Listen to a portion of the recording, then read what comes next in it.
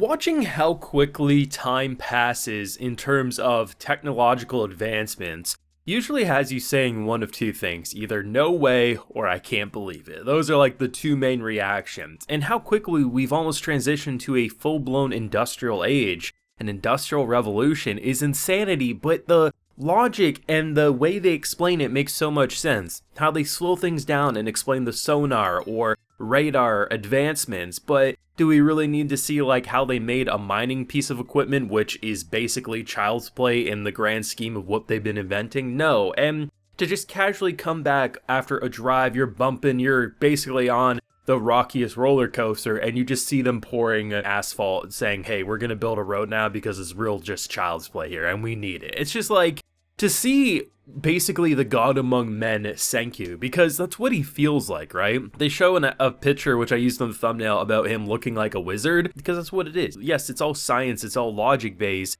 but when you consider half the cast that we're dealing with never thought anything like this was even possible, they used to bully poor Chrome for basically seeming like a weirdo who thought different rocks were different. Like, he's like, no, they're all rocks, why would you think that?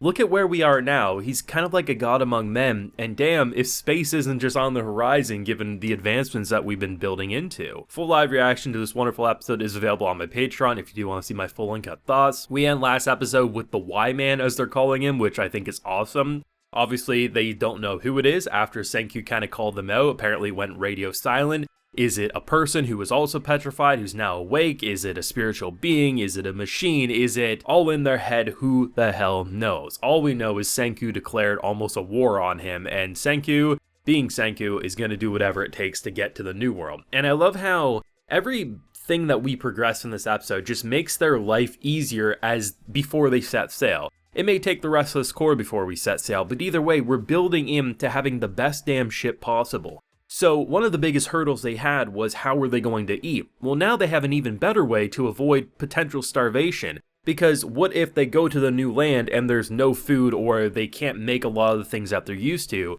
Well, now with sonar and radar, they can basically catch fish because they know where they are underwater now. And I love the fact that we essentially are just a few steps away from having TV in this world. Obviously, we'd have to record TV shows and things of that nature, but goddamn, the technology we just see, like, the fact that you just made a line move in that way, it's so similar to that of like the original TV. And I love that this is one of my favorite things about Dr. Stone is the fact that half of the characters never have seen anything like this. If you use a magnet, like that's going to look like witchcraft to them, because like how did you make something move to another end, right? So the fact that a simple dot becoming a line on it it's blowing their minds, because who would think that you can make a line do that? And then for the other half of the characters, they're basically assuming like, goddamn, we're actually going to have TVs in this world, aren't we? Like, I can't believe we're here already. And I love that. I love the fact that both sides of the cast are just as interesting in terms of a reaction, one of which saying, I can't believe we're here already, and the other saying, are you a wizard? What are you doing, Senkuu? This is amazing. But I think one of the best parts of an episode like this, and I think the show in general, is what they've done for Chrome as a character. So Chrome still gets memed. Like, they drop the line about how there's 5 generals. Well, maybe 4, because can we really count on Chrome? But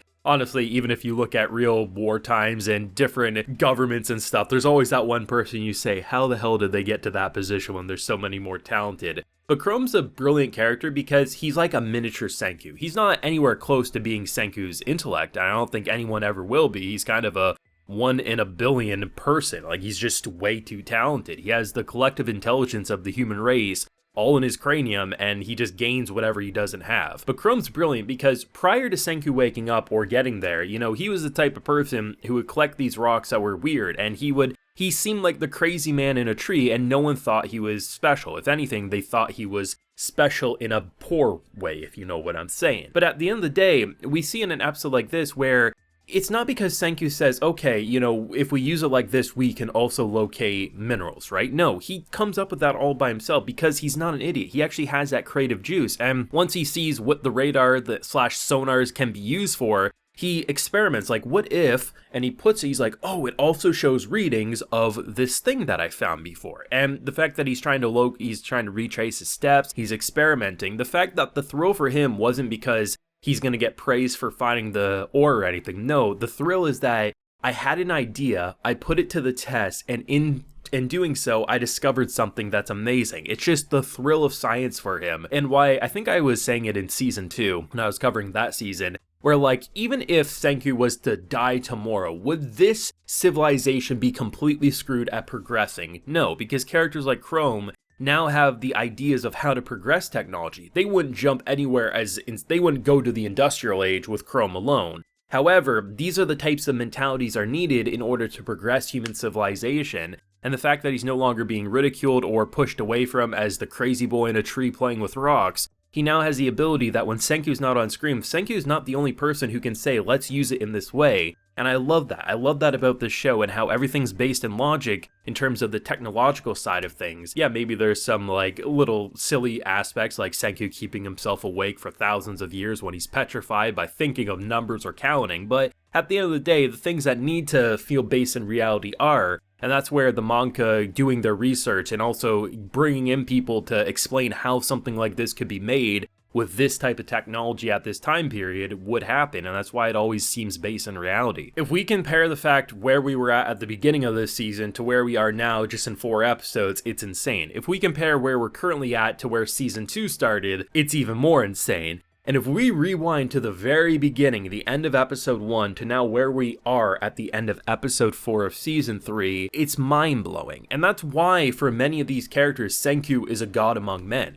And for us, and a lot of these characters that come from a more modern Japan or modern world setting, he's just the most insanely talented man ever, but even they sometimes will say, bro, are you serious? You might actually be a god. And that's why whatever Y-Man turns out to be, whatever that voice represents, friend, foe, frenemy, at the end of the day, the conversation that will happen between essentially, potentially anyway, 2 gods among men will be insane. But man, it's nice, you know, the minecart. I mean, at this point, I'm convinced Senkuu, if he learns one of the kids' birthdays is around the corner, he'll build them a roller coaster, because why wouldn't he? I just love the fact that these characters, I remember my feelings when we learned that Senkuu was going to be the village leader. I was like, man, really? Like, this seems wild. Like, how is this going to work?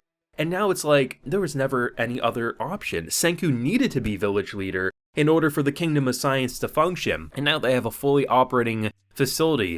Minecarts, they have cars that can travel down paved roads, they have boats to transport, they have everything they need to fully enter the industrial age, and it's going to be insane to see where the New World will progress him and where Senkuu will progress him prior to even leaving for said New World. It's awesome, man. I'm absolutely loving it. But thoughts and feelings yourself down below. Drop a like if you enjoyed, and subscribe if you're new around here. Also, be sure to ring that bell so you can get notified when I upload on the channel. And like I mentioned, we do have a full live reaction available on my Patreon if you're interested. And while you're there, you can also get a video shoutout. So today we have Tech Knight, Joe, Solaris, and Dana. So I appreciate the support, everyone. Please take care and have a good one.